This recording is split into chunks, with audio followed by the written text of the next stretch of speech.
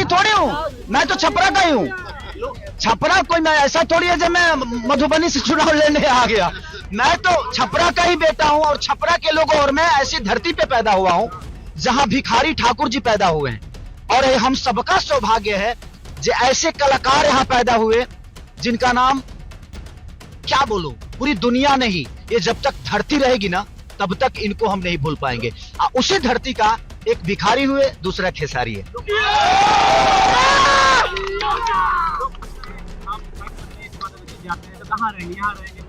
पहले सोचा था कि शायद मैं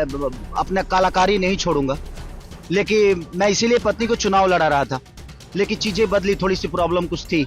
और भैया का आदेश हुआ और हमारे लालू चाचा का आदेश हुआ कि नहीं तुम्हें लड़ना है बेटा।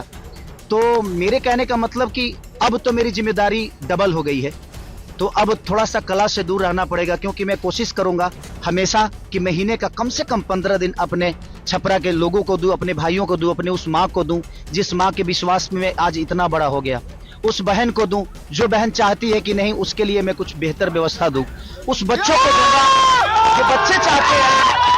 जो बच्चे चाहते हैं कि हमारे लिए बेहतर स्कूल हो, उन भाइयों को वक्त दूंगा जो चाहते हैं कि हमारे लिए हमारे जिला में ही